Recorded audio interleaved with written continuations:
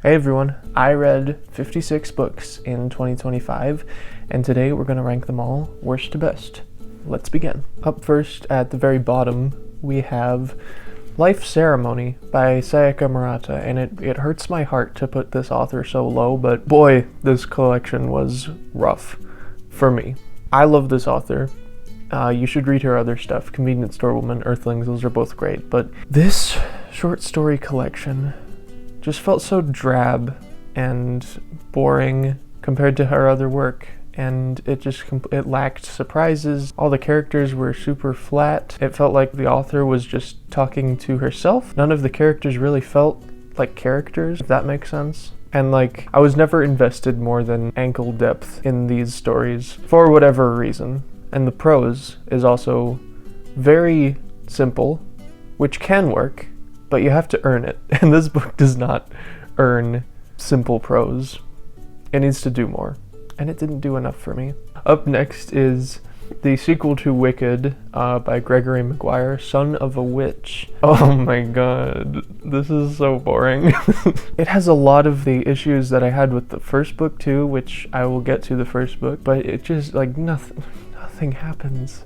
And I don't care about any of the characters because they're all just flat, and this is clearly made following the success of the Broadway musical just to squeeze some more gas out of this tank, even though I don't know if there is much left. Just completely inessential. It just put me off reading the rest of the series, even though I bought the books in advance. Next up, and this one also breaks my heart. You guys have no idea how much I wanted to like this one. It's The Mysterious Benedict Society and the Riddle of Ages. This is book number 4 in the series. It doesn't hit the same for one, but also, again, common thread with these books that I'm ranking so low. Nothing happens, and not in a good way. They don't spend that time developing the characters in a super meaningful way. It's just nothing. This should be action oriented, but nothing is happening. There's one good action sequence in the first 300 pages here, and for the rest, I mean, they're kind of just rehashing the same threat, the same plot structure that they've always had, and I was kind of hoping for something fresh, at least. And so yeah, it simultaneously clings to the series formula without doing much new, and also, when it does do things that are new, I don't care for them. And also there's the core message at the end. I won't try to spoil anything, but it seems like the core message is yeah, you should just keep doing what makes you comfortable and you shouldn't branch out. What kind of message is that? I don't like that. I don't think it fits the characters to just stay where they are and not change. It's so weird. It feels like the weirdest character assassination, series assassination, and there was so much potential here, but it was squandered. This is not ranked at the bottom of my list because it wasn't the worst book, but it absolutely disappointed me the most. The one thing I will give it credit for is that it references events that took place in the prequel, Extraordinary Education of Nicholas Benedict, which was not out at the time of the main trilogy of books in the Mysterious Benedict Society series. I'll give it credit for that, but even then it's jingling the keys in front of me hey, remember this? Remember this? And I'm yeah, but give me something more. And let's just continue this pattern of my faves letting me down with Susanna Clarke's Ladies of Grace Adieu and Other Stories. This is a short story collection that takes place in the Jonathan Strange Mr. Norrell universe. It did not do much for me. I think that Susanna Clarke especially, she needs long form writing to really succeed, at least for me. She's capable of writing a short story, but it's not where she thrives. These short stories, they felt more like extras than things I should care about independently. And I guess they are, but I don't know. I feel like I needed a little more out of this. Even though there are a couple of standouts here, particularly there's one called Mr. Simonelli that was written as a journal format. That one I really enjoyed, but the rest they didn't do it for me. They lacked the charm of the source material. So read Piranesi, read Jonathan Strange and Mr. Norrell, even read The Wood at Midwinter. That's a good short story she wrote, but these are underwhelming for me. Up next, we have our first nonfiction entry on the list, Action Park by Andy Mulvihill with Jake Rawson. This is a first-hand account of America's most dangerous amusement park, told from the owner and operator's son's point of view. I, like many people, discovered this park through various YouTube videos, particularly the one from Defunct Land, and I was curious and I wanted to know more about this place. I'm going to put a picture of the Cannonball Loop here so you guys can see what kind of park this was. I think I should just read you a few quotes from this book. Under the oppressive leadership of the incumbent Jimmy Carter, we could only slide further into debt. That's on page 96. And here's another from page 97 and 98. The park was a metaphor for individuality. People didn't need to be legislated into submission, relegated to narrow corridors of living. Action Park was America. Six Flags and its preset coaster paths was communist China. What?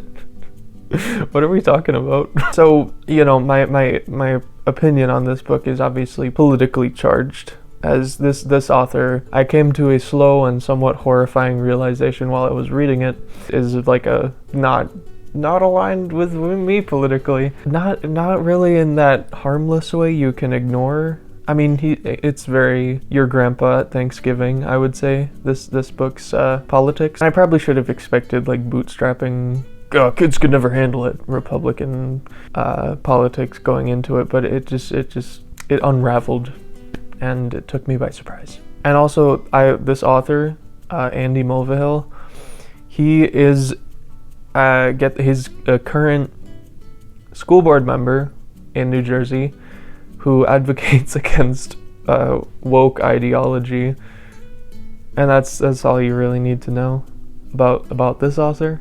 It's not that I can't handle a difference in opinion. That's not it. It's just when I see someone who is so oblivious to how ridiculous they sound with their outdated beliefs, I have to cringe a bit, and I can't keep reading, even though I did finish this. It was entertaining. It was so soured by the political stuff. Books ain't supposed to be political. I don't believe that. But I mean, don't listen to me, I'm just a wokey. Okay, and now we've sort of reached the cutting off point where the books are just, I didn't enjoy them as much, but I'm comfortable calling them like, they're not for me. You might enjoy these more than I did. First up in this section is another entry in the Mysterious Benedict Society series. It's book number 2, The Mysterious Benedict Society and the Perilous Journey. I mean, it's hard to, if you've read the first book, it's hard to live up to that. This book was always going to be in its shadow.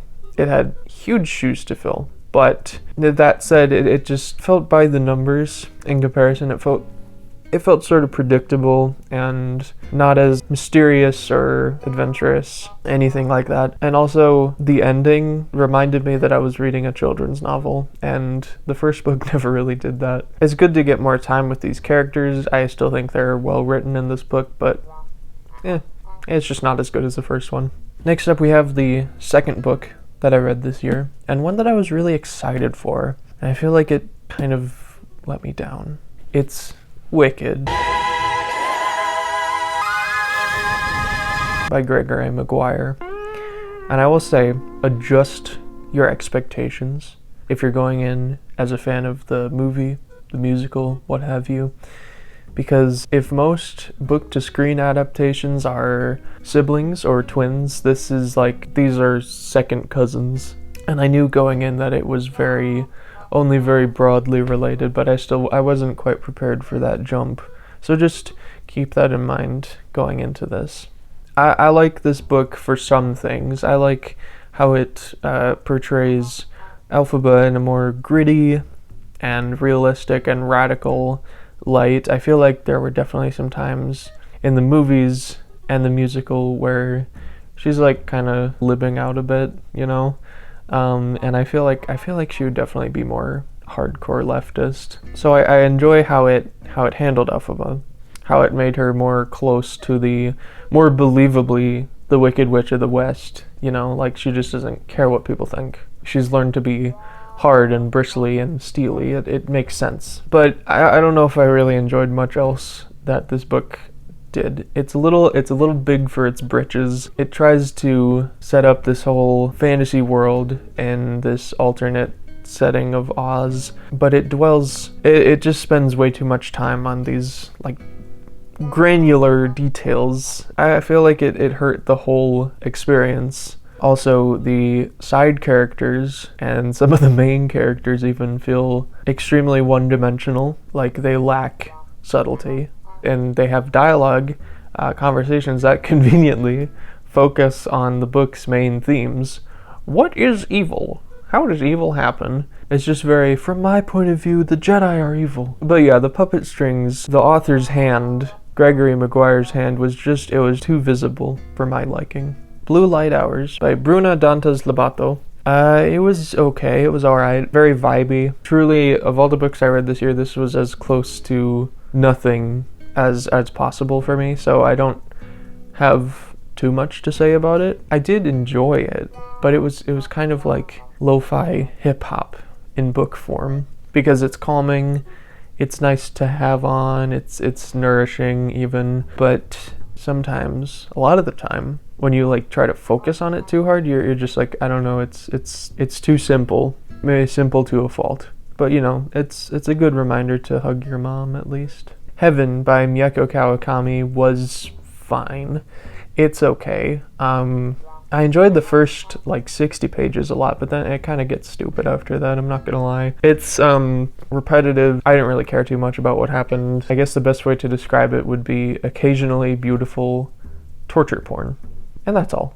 Next is Without You by Anthony Rapp, who starred as Mark Cohen in the original production of Rent and the movie version. Memoirs are difficult to rank, especially entertainment industry memoirs. I feel like I'm ranking someone's life story, and that feels a little weird.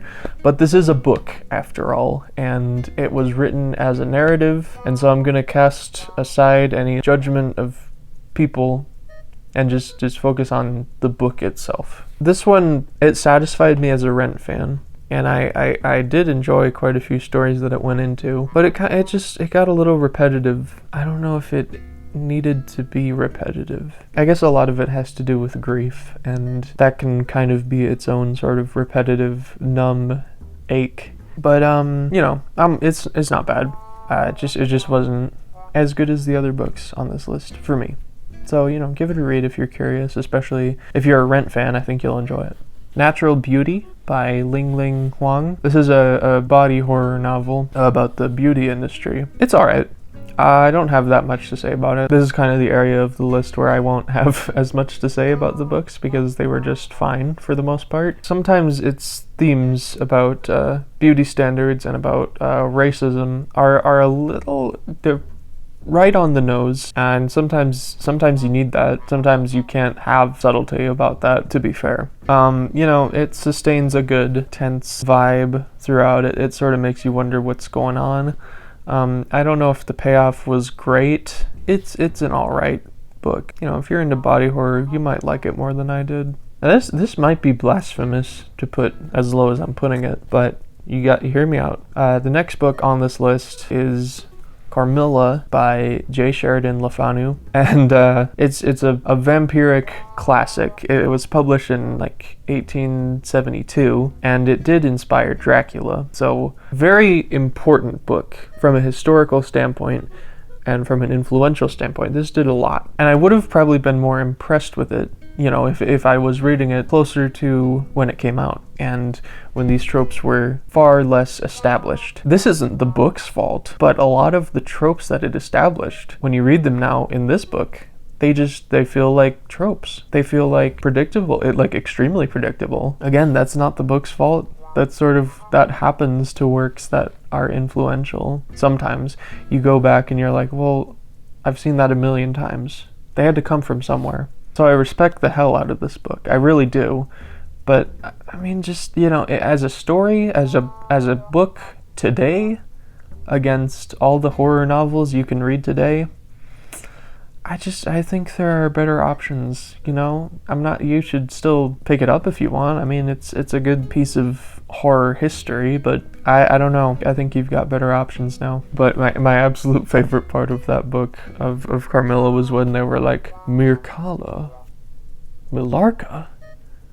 Could it be Carmilla? I mean, come on, that's great. Eileen by Otessa Moshfegh was underwhelming. As glad as I am to have finally read something by this author, I don't know, we got off to the wrong foot or something. I think the character Eileen is interesting in sort of a cold, calculating, almost psychopathic way. I wish the book did more with that. I wish there was more purpose. I feel like this could have been like a novella. Like, it didn't need to be as long as it was, because it takes its time to get to the thriller parts. And most of the book is just build up to the end. And the end is pretty cool. I was invested at the end, but I think when I'm not invested for like 80% of the experience, I have to knock it down a peg, you know? It's got promise. It has its moments, but I think that the book gets hurt by the author's overindulgence in mundane parts of the story. Paved Paradise by Henry Grabar. My main critique about this book is that it sort of harps on the same points, the same couple of points for the whole 300 or so pages, and it doesn't do much to offer solutions to those problems. I love talking about public infrastructure. I love learning more about the sort of mundane systems that we use all the time. And so a book like this one should exist, and it should have appealed to me more. I just wonder if there was a way that this book could have been better written, edited, revised, marketed, what have you. A little underwhelming, even though it does have some good insights. We're gonna move sections now. We're talking about books that were satisfactory. Good, in fact. I would recommend all of these if you want to. The Haunting of Hill House by Shirley Jackson. This is a classic, and the first Shirley Jackson novel I've read. And the way the tension builds and just keeps building until it eventually snaps is great. I think Shirley Jackson is renowned for her mastery of suspense, and I think that's totally earned. The language is excellent. I think especially the opening passage alone sort of reels you in right away. I like that. But this book it leaves you in the dark, and it never truly lets you out, which is interesting, but also a little too mysterious at times, maybe. I guess I wanted a little more closure, a little more clarity and purpose than the conclusion of this book offered. But that said, I still enjoyed the ride enough that I would recommend it. The Little Friend by Donna Tartt. This book, of the 3 Donna Tartt books I read this year, was by a good distance the weakest link. And I sort of anticipated that going in, because this is the odd sort of middle child between The Secret History and The Goldfinch. No one really talks about this one as much as those other ones. So I was curious going into it what I was getting into. And it's really, I get why people don't like it as much. And honestly, it took its toll on me. It's all of Donna Tartt's most polarizing traits in one, basically. This book is long. It's just over 600 pages, I think. It's meandering, very meandering. It does not get to the point. You know, it spends time, entire chapters, doing stuff where you're like, what's going on? What's the point of this? And so you need to be okay just sticking it out for the ride, I guess. And I'll just say, disclaimer, not really a spoiler. It doesn't reach a very conventionally satisfying ending either. And so I think a lot of people felt cheated by this book for basically dragging them along this really dry journey and not really rewarding them. I totally get where they're coming from, and I share some of those feelings.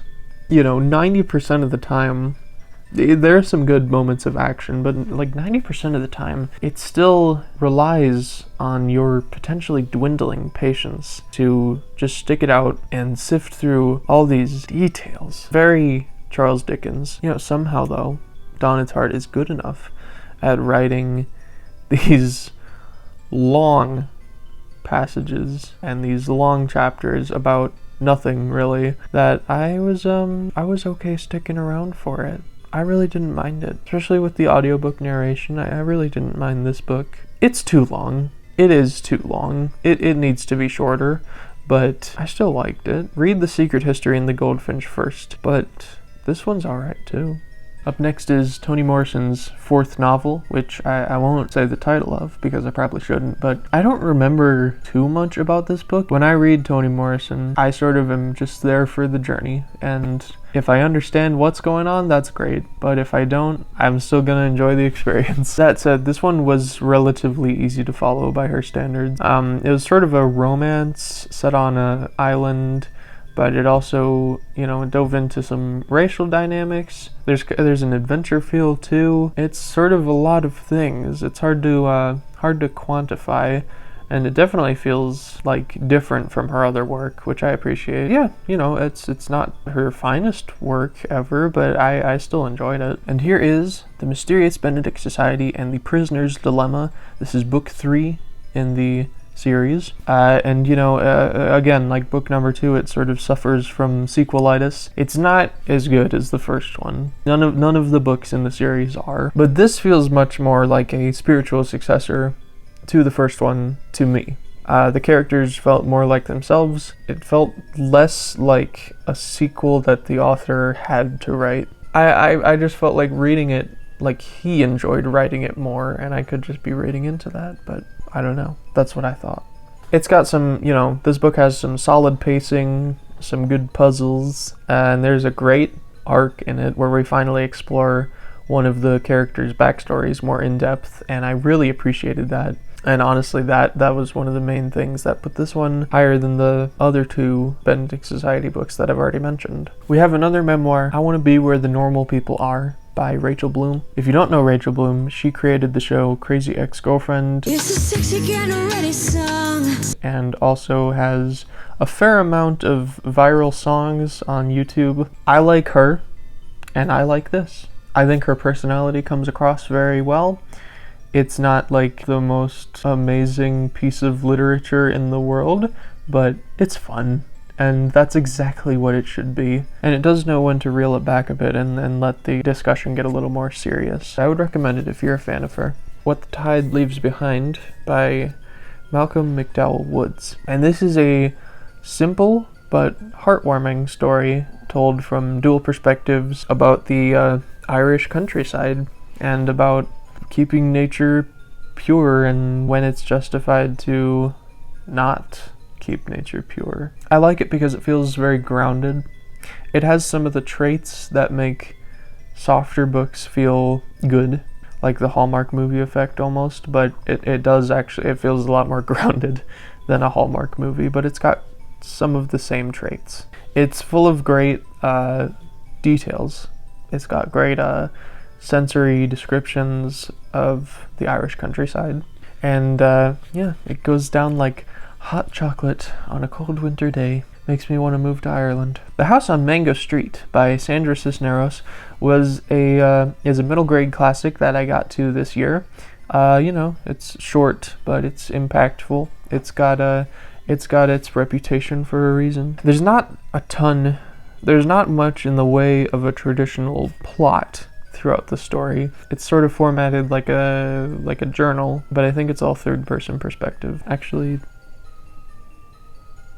no, it isn't. I totally just lied. It's first person. It's effective simplicity, unlike Life Ceremony by Sayaka Murata. That didn't work. This does work. And the plotlessness makes it feel more realistic, more down to earth, and that's part of the charm. It's the story of a young Mexican girl growing up poor in Chicago, and these are her memories.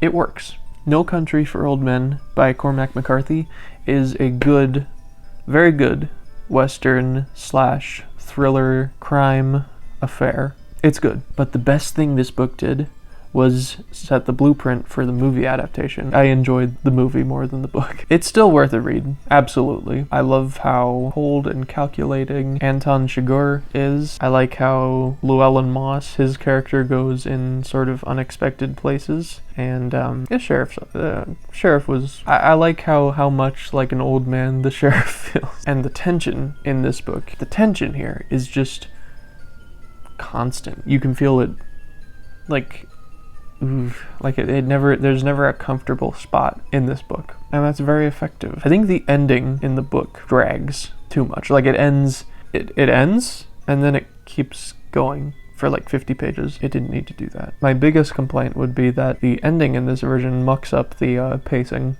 a lot, and I wasn't super invested. But yeah, watch the movie, read the book too if you want. Next we have The Poppy War by R.F. Huang. I really wanted to like this a lot more than I did. Even though it's in a decent spot on this list, I thought it would be higher. The gist of this book is that it's a alternate history, sort of. It's a book that uses Chinese history, particularly during the Opium Wars, to influence this fantasy plot line where the parallels to real history are extremely obvious, and that's the point. But really it explores the way that abusing power, too much power in one person's hands, can go wrong. And there are 3 parts in this book. I think part 1 was my favorite. Parts 2 and 3, they got a little too big and detached for me. I felt like I was just getting to know the characters, and all of a sudden it's a soap opera, which is unfortunately a pretty common symptom of war novels. And I get that that's kind of how it happens in real life, is that it does suddenly take a turn. You don't expect it, but I don't know. A lot of the emotional moments either didn't hit or they felt unearned for me. And a lot of this book just sort of crumbles under its own weight. I feel like it's maybe trying to do too much. It's trying to be its own fantasy world while also clinging tight to real world history, and also trying to be a drama between its characters. It's just a little too much, and I think if the book tried to narrow its focus a bit, I think it would have been better. And also I thought the ending was kind of stupid. But yeah, I wanted to like this more, but it just wasn't what I thought it would be. Up next is another fantasy novel, albeit much cozier and shorter. It's A Psalm for the Wild-Built by Becky Chambers. Yeah, it's cozy. It's nice. It's a vibe. Part of me feels like it needs a little more meat on its bones. Like maybe this isn't enough for the story that this book sort of lays out. But it's nice. It does its job. It's meant to be a reprieve from the stresses of everyday life. And it does well at that. It's nice to have hopeful fantasy, sci-fi fantasy, whatever. It's nice.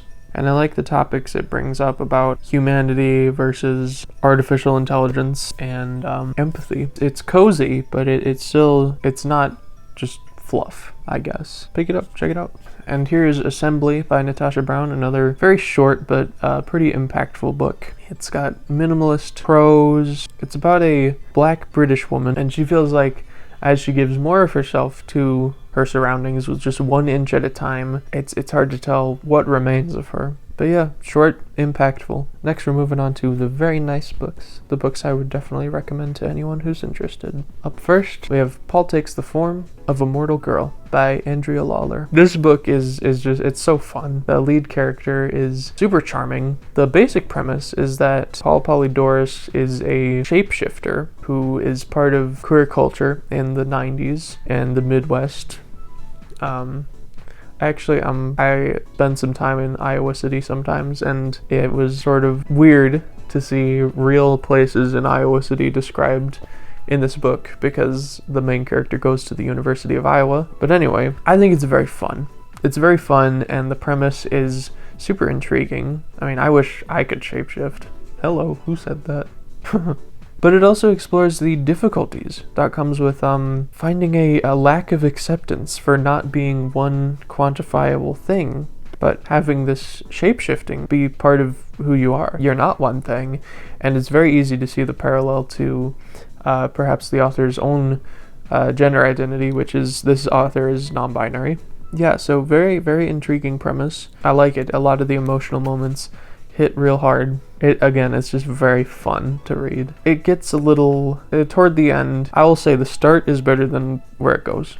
The book itself, it starts to feel a little disjointed, a little plotless to fully live up to its premise. And I think the payoff could have been a little better, but it's still worth reading. Song of Solomon by Toni Morrison. And of all the books to lack a plot synopsis on the back, this one felt the most targeted. This one is probably the hardest Toni Morrison book to follow, next to Beloved, which is an achievement. It's one of her longer ones, and it goes all sorts of places that I couldn't have anticipated.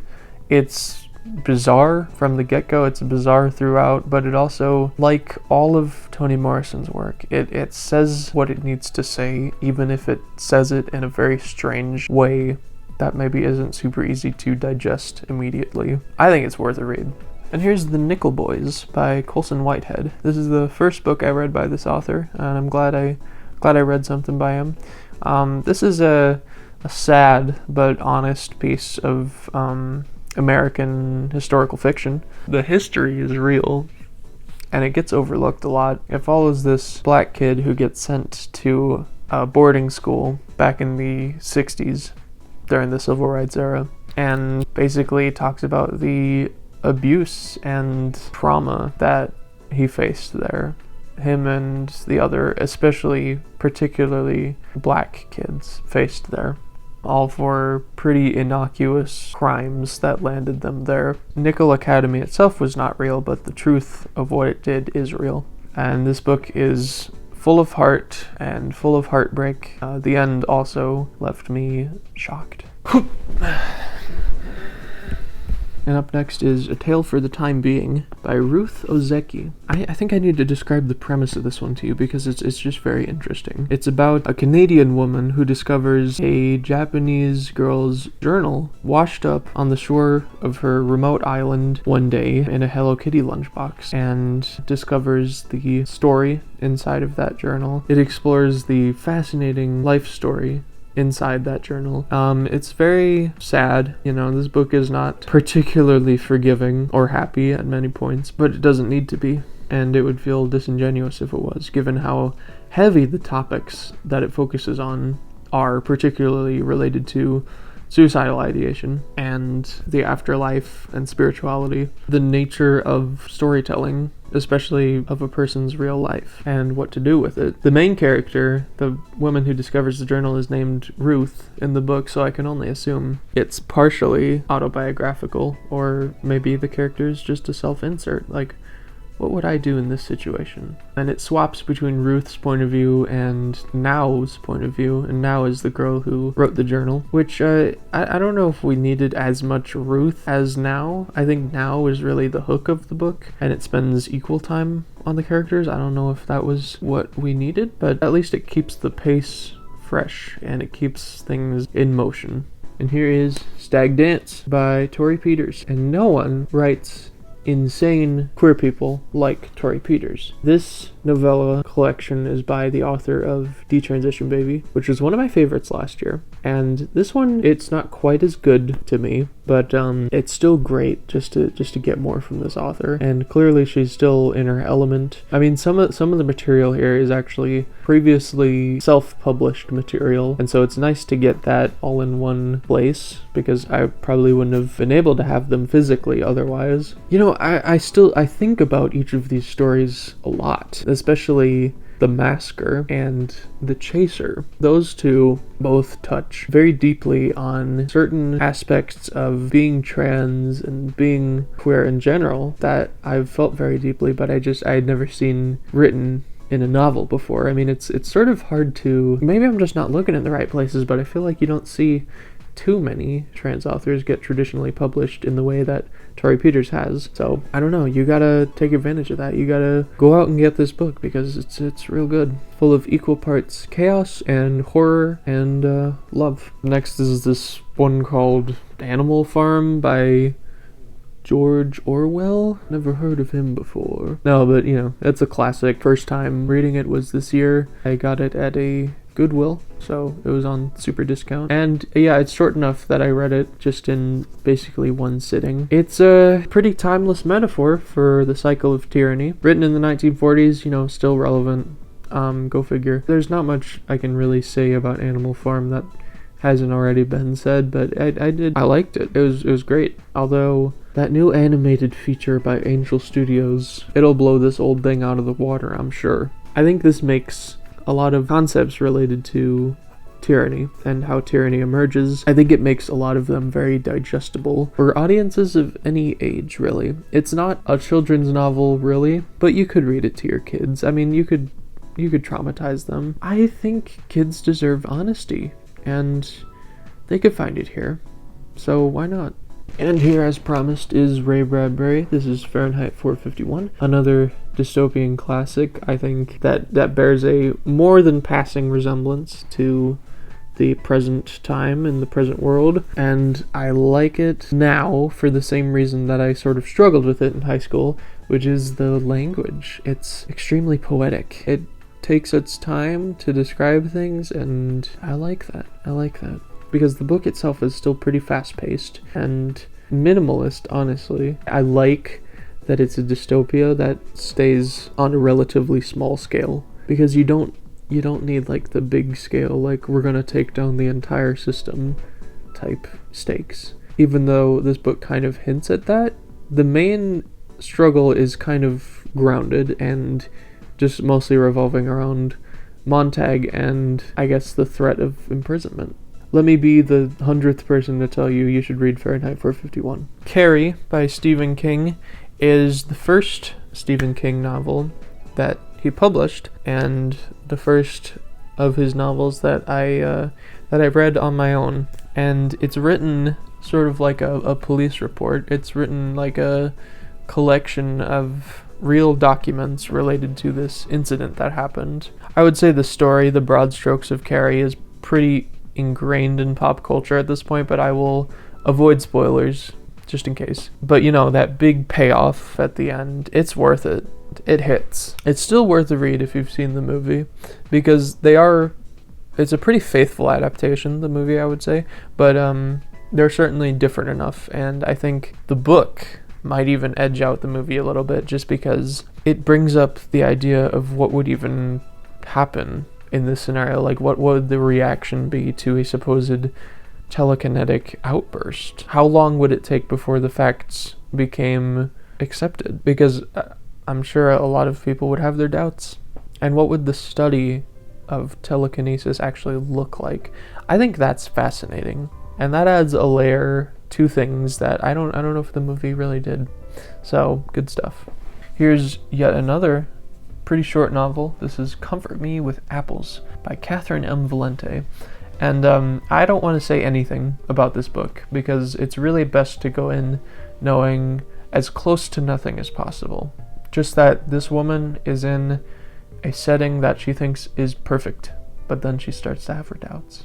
And the way that it unraveled and sort of led you to believe something, and then it pulled the rug, it was a hell of a punch. The Freaks came out to write by Trisha Romano is an oral history of the Village Voice, the alternative scene New York City newspaper that sort of dominated the underground culture from the 60s through the 90s. This book covers the paper's entire lifespan through the present, from the 1950s to the 2020s. I mean, it's thorough.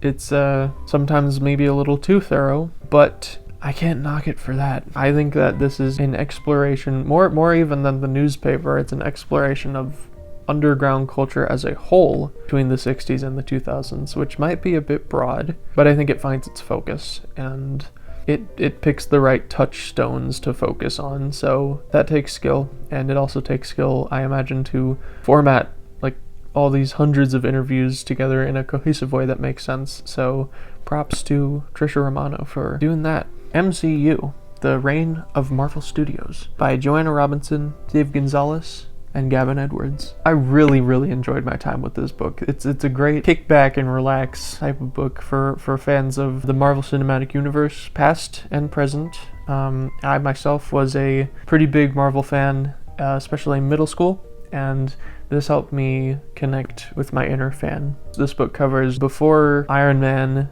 through to Avengers Endgame and beyond. It's super readable. Again, it's pretty thorough, talking about pretty much every beat of the MCU history. This new format of movie that sort of came to dominate Hollywood for a long time, and it still hasn't completely left, but I would say the window of complete dominance has passed. So it's interesting to look at it in retrospect and sort of unpack how it came to be and why it was so prevalent for so long, and just get the behind the scenes notes. Very fascinating. The Devils of Loudun by Aldous Huxley is a non-fiction novelistic historical account of a French town in the 1600s that supposedly fell victim to demonic possessions, like a whole plague of demonic possessions, but that is to say just very human vices. It focuses on a priest and a nun, and it has a lot of interesting things to say about religion, about the nature of groupthink and faith. More than a historical novel, it's like a philosophy book. I think it's great to learn philosophy through historical examples. My film studies professor actually recommended this after showing us The Devils. The true sign of the devil! No! And this book is challenging. Frankly, it's uncompromising. There are just sometimes entire passages written in French and Latin and what have you, and they without translations, like, you figure it out. And so it trusts you, it gives you a lot of agency to do your own research, and you know what, honestly, it's refreshing to have that, to have something that doesn't just hold your hand the whole time, that trusts you to do a little bit of the work yourself. Especially for a story as fascinating as this one, I think it's great. Although I definitely needed the audiobook to make it through. Nobody can write a whole book about a short series of events quite like Toni Morrison can, and that is definitely the case in her novel Jazz. This book starts with a very hectic, very just jam-packed opening paragraph, and it spends the remainder of the pages sort of dissecting what happened and how we got here and what that means afterward. If that sounds boring, you might not enjoy it. But if you're down for like a slower burn, Toni Morrison's always a safe bet. Book 1 of the African trilogy by Chinua Achebe is Things Fall Apart. I read this book back in high school and it holds up super well. If anything, it resonates with me more now that I have more life experience. It's simple, it's short and straightforward, it's like under 200 pages, but yet it's still very emotionally deep, and it confronts religious colonization and the loss of culture that comes from that, and also the brutality, just erasure that comes with that. And it's set in Nigeria in the 1800s. It is very accessible and very applicable beyond its literal time and place. The themes are just very applicable outside of that. So give it a try. I think you'll like it. Up next is the best entry in the Mysterious Benedict Society series that I read this year, which is the prequel, Extraordinary Education of Nicholas Benedict. This prequel embodies the charm that the first book had, which I read the first book at the tail end of last year. It embodies the charm of that honestly better than any of the sequels. I think we sort of need the clean slate of Nicholas's story. We're exploring a new cast of characters, a new setting through the lens of someone we already have an attachment to. It has the heart, it has the sense of adventure, and gosh, I love the characters, the new characters it introduces so much too. It's hard to go wrong with this one. Up next is Giovanni's Room by James Baldwin, and boy, this is a book that is you read it and you want to annotate it, and I did that. Gosh, it's hyped up. James Baldwin gets a lot of respect and a lot of love, and you read this and you understand why, because it just leaves such an impact. You follow this deeply troubled man in the 1950s as he unpacks his own feelings and his own sexuality while struggling to actually confront it and accept it It's very representative of the time that it came out in a way that a lot of period pieces looking back at the 1950s might not be. There's such an honesty to this book and its tragedy, because it's not a happy book, but it's really, really good. The best short story collection that I read this year is this one, So Late in the Day by Clarke. And this is just 3 tight, solid stories that surround the theme of why men are scary. Each of these stories focus on gender roles, and it's a great introduction to the author, and this might even be the best Clarke to read first, if you haven't read anything by her already. She gets a lot of love on BookTube, Book Talk, what have you, and I agree with that so much. She is a talent, she's a gem. She's one of, like, a lot of people just can't write short stories. It's its own challenge, especially apparently authors that I already like who write novels. Writing a short story is its own thing, and Clarke does it very well. Alright, pardon the change in lighting here. I hope that's not too jarring. We're now moving on to books that I absolutely loved. And first, this book was given to me as a gift, and it doesn't have a front cover. It's A Prayer for Owen Meany by John Irving. I put this one off for several months just because I was intimidated by the length. I wasn't sure if I would like it as much as the person who gave it to me, but I'm glad I was wrong, or I'm glad I did. Look, this book is long as hell, and I think maybe, just maybe, it could have been a little bit shorter, but as slowly as this book moves, I found the payoff to be worth it. I found the climax to be very emotional and moving. I think that the point of this book is that we spend so much time with the characters, just getting to know them. It's very character driven, which I don't always love. I don't always love when books are like super character driven and seem to toss the plot aside, but I think this works. I think that each chapter, there are like 10 of them, feel distinct and like their own kind of story. I think it works. And I think there's a lot to say about faith and religion. And it just feels very honest and full of love. Up next is another even longer book. That's East of Eden by John Steinbeck. And my God, make sure you have like a month before diving into this one, because it's dense.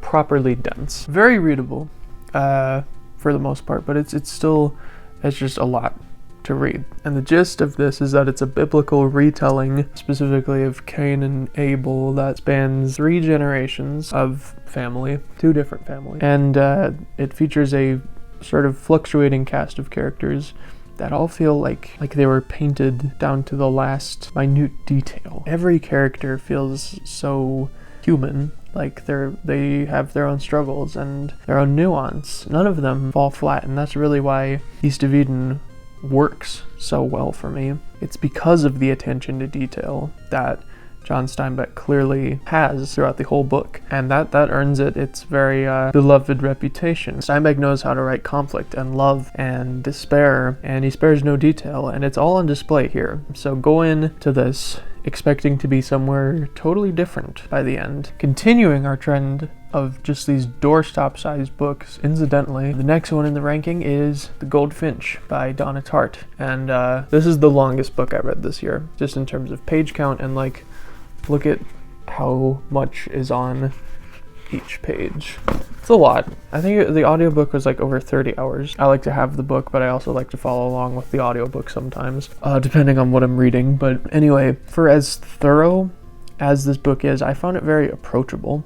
And it's another case where if you just let it take you on the ride, if you just sort of place yourself next to the characters, I think you will enjoy it. It follows Theo Decker, who is a boy who is with his mom one day, and then they're at an art museum, and then there is an explosion, and in the chaos, Theo emerges with a painting, The Goldfinch by Carol Fabricius, and now he's basically thrown into a new life without his mom, and he has to keep this painting a secret, because now it's in his hands, and that's a felony, you know, stealing from an art museum. But the painting, The Goldfinch, remains the one constant thing as Theo's life undergoes multiple changes, and I think that's a very interesting way to structure a plot. It's almost like the painting is the main character, but the characters themselves, the human characters, are very charming. I think that Donna Tartt excels at writing a certain type of protagonist, which is like a sort of jaded, pretentious man.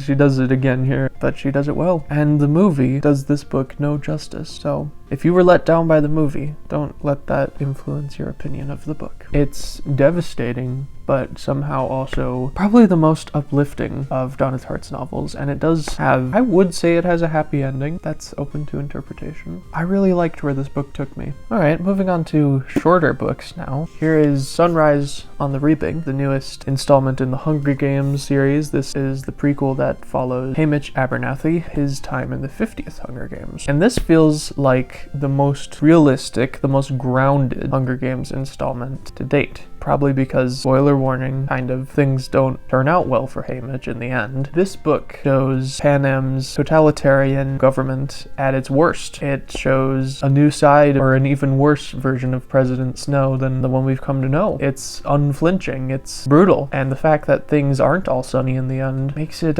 more effective, I think, than the other Hunger Games books, because I do think this is my new favorite in the series. Sometimes it feels like young adult dystopias hold themselves back because they're targeted toward teens and younger audiences, but this book proves that they you don't have to do that. You can still be honest while catering to that audience. It's a very nice change of pace. Up next is Transcendent Kingdom by Gyasi. I read this author's other book, Homegoing, last year and really loved it, so I'm glad that this one also stuck the landing. And you know, this book is about instead of following multiple storylines like Homegoing, it just follows one. It's about a medical student whose mother grew up in Ghana, but when they moved to the United States, Gifty was young enough that, you know, to her, she's spent her entire life in the US. It sort of explores as Gifty's mother is bedridden during her visit to the States. It explores the mother and daughter dynamic throughout the book and how they come to understand each other and how their unique versions of love can work together.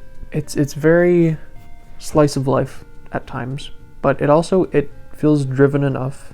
It has a purpose. I wouldn't say it feels plotless like some of these books can. You know, there are some drier patches, but I think the way that the book is structured, it just works so well. It uses a cool narrative trick where it starts its chapters by outlining either a scientific or a religious concept that is relevant to Gifty, and then elaborating on that concept and then applying it to the story somehow, which I think is super, super interesting and definitely helped add both to Gifty's character and to the narrative. It's a very cool trick, and I'll definitely be stealing it one day. There There by Tommy Orange. It follows 12 different perspectives as they all converge at this Oakland powwow. I thought the multi-perspective narrative was a great way to tell this story. It adds immediacy and suspense, even if there's not much going on per se in whatever story is being told at that moment. I think everything came together really well in the end. I liked picking up on each character's sort of connection to each other. I always worry in a story that's written like this, if we have 12 characters to follow, will I care about any of them? Like, will we spend enough time with any of them for me to care? And the answer is yes, because a lot of these characters are interwoven enough that you get some of them in the other stories, and so it's more like you just see multiple angles of each character, and I think that's great. I just can't stress enough, I love the way this book was written. Even though there were some characters I didn't love as much as the others, wasn't engaged as much, I still think this is one hell of an achievement, and the ending, the payoff was worth it. It was absolutely worth it. Definitely worth the hype, and just ridiculously good for a debut novel. A Wrinkle in Time by Madeleine L'Engle. I just want to say this reread had nothing to do with Stranger Things and everything to do with my own childhood nostalgia. My teacher read this aloud to us in 5th grade, and I was worried that going back to it it might lose some of the magic, but I was very glad that it didn't. It still feels very magical upon rereading. It's got lovable characters, this immersive world, and timeless political commentary with Camazotz and as an analog to dictatorship. So what's not to like, you know? Read this book. It's good for the soul. You ever just read a book and love it? That's what happened here with Martyr by Kaveh Akbar. Oh man, I just love the experience of reading this book. It's funny as hell. It just feels like a very chill friend that you can rely on, that you can sort of kick back with. And it goes so many different places that I didn't necessarily expect it to, but never in a place that felt too far-fetched. And part of the appeal for me was the chaos. Well, organized chaos, because it always had a purpose. But yeah, I feel like very few books go so many different places and cover so much ground and actually do it well, but I think this book did it very well. I needed to decompress after reading it because it was so dang good. Alright folks, it's the home stretch. This is the top 5, the top dogs, the best books that I read in 2025. Number 5 is You Weren't Meant to Be Human by Andrew Joseph White, and let's just take a look at these. Very nice sprayed edges here. If you watch my channel, you know that I love this author and pretty much everything he puts out. And this was the first adult novel that he wrote. All his other stuff is YA. And boy, is it takes advantage of its lack of needing to cater to teenagers, because it's so wretched, but it's so great. I mean, just from the jump, it's like, okay, here's the opening scene.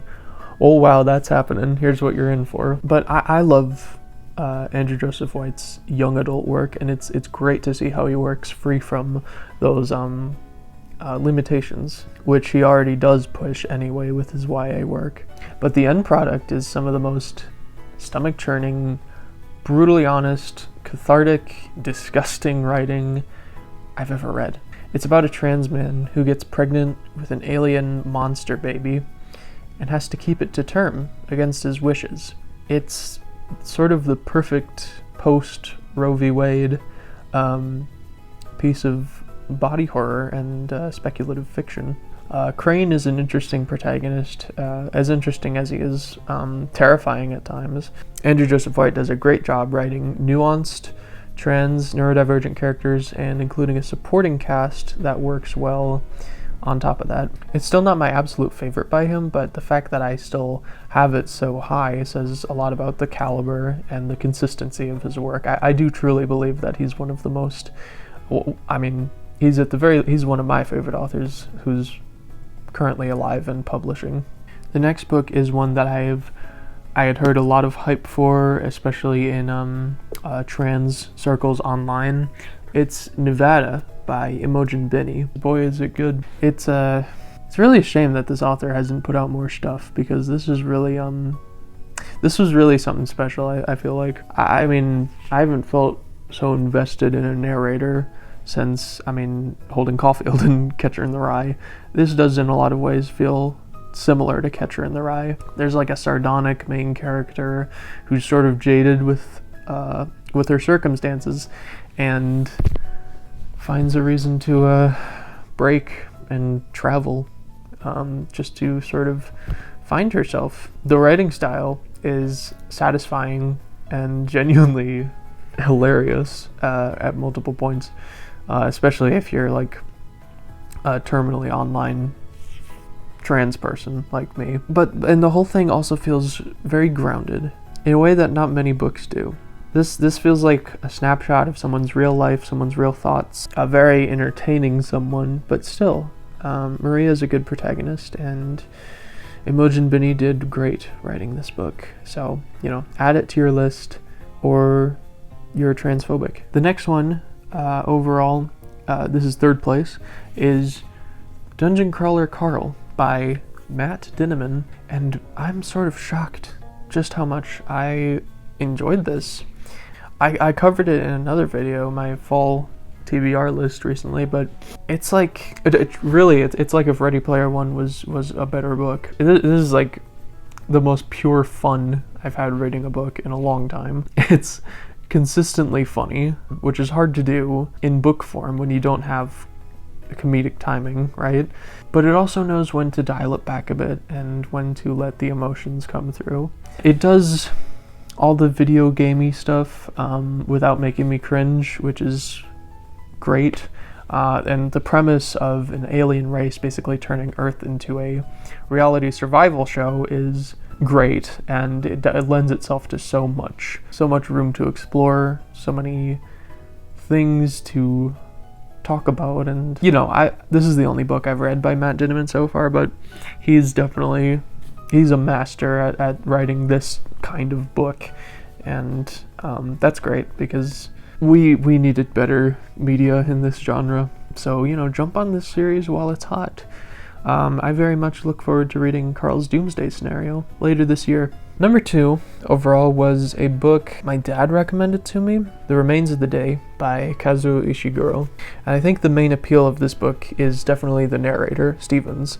He's a butler who's been working at Darlington Hall. He's been working there for most of his adult life, and now there's been a change in ownership at the estate. His, master that he's served for however many years is out of the house. This new person, the new owner, tells him to take a break, basically, which is something he doesn't know how to do that. Stevens taking a break for the first time in his adult life enables him to look back on things and take stock of all of what's happened in his time at Darlington Hall. This book reckons, more than anything, it deals with what happens when putting all of your emotions on pause catches up with you. When putting your life on pause for someone else catches up with you.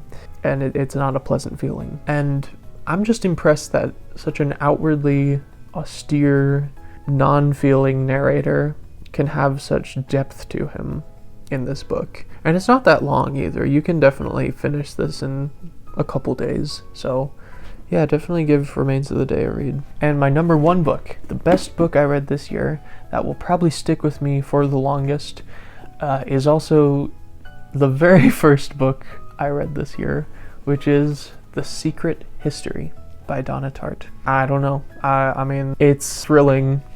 It's absorbing. It's the way that it's written. It's got these cinematic visuals almost. It's so beautifully written. And characters are very memorable. You love them, you hate them.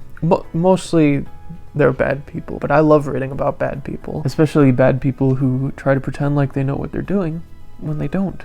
I really love all the places that this book goes. I think chapter 3 might be one of my favorites. That's, I won't give away plot details, but that's during the winter when the narrator is kind of left alone for a bit. But yeah, I mean, I guess what draws me to this book so much is I just lived in it while I was reading it. Donna Tartt is such a talent, is such a rare gem in the publishing world. She only puts something out if she's confident it's how she wants it. And as much as I wish we had more from her, I can't fault her for that. Hampden College is a perfect autumnal setting. Richard Papin is a fantastic, unreliable narrator through it all, and I believe the author called it more of a why-done-it than a who-done-it, which I think is a interesting angle for a murder mystery, because it is really just about a senseless murder and the aftermath. I think it's pretty slow-paced. It will not be everyone's cup of tea, but I think it absolutely deserves its modern classic status, and I would definitely also recommend the audiobook narration, which was read by Donna Tartt, if you can get your hands on that. And God, I wish she narrated more of her books. I wish she narrated the other 2, because her narration is so great. Anyway, this was just a treat. I don't know, I feel like it's one of those that I'll be thinking about for a very long time. I also definitely think pretty much it's been established The Secret History won't get an adaptation, but if it did, it would definitely need a mini-series and not a movie, because it's so dense, and we want to spend that time with the characters, and they can't mess it up like they did with the Goldfinch. That would just be unacceptable. This feels like an HBO miniseries. There you go. That should be your hook. This is an HBO miniseries in book form. And then that was the best book I read this year. But just as a bonus, because I didn't really know where to put this one, and so I'm just putting it in its own little category here at the end. This is, I want to talk a little bit about one that I read toward the end of the year, the very end, and that is the Meditations of Marcus Aurelius.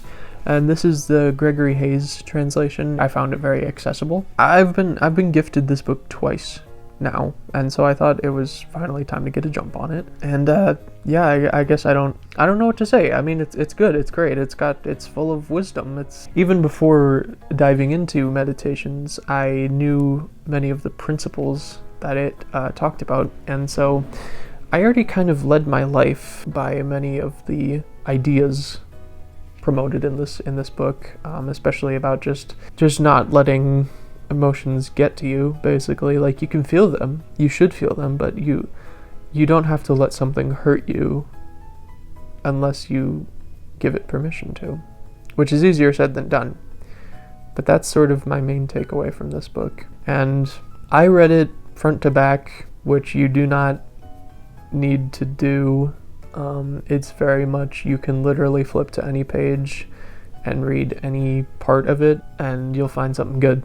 There's no correct order to read it. I just chose to just knock all of it out because I wanted to. And it's surprisingly accessible and not nearly as bro-y as you might think. So yeah, definitely, I if you're thinking about it, I want to give the Meditations a read. And that is everything I read in 2025. And I am glad that I got that all recorded, and I'm looking forward to a great year of reading in 2026. I wanted to quickly, if you'll let me plug something, I recently uploaded on here a audio horror story that I made called It Listens. But now the bigger story is what led to the show's cancellation. And that is, of course, Elise Larson's sudden, tragic disappearance on this night, December 8th, 1 year ago. It got too real, I think. When that happened, I didn't know what to do. Thank you for listening. Thank you for watching. What were some of your favorites from 2025 that you read? Just let me know in the comments. I love taking other people's recommendations. They might help inform what I read this year, and yeah, I'm very excited for that. That's all for now. When you see me next, I might well be in a different setup because I'm about to move, but yeah, that's all for now. Toodaloo. Goodbye. I'll see you later.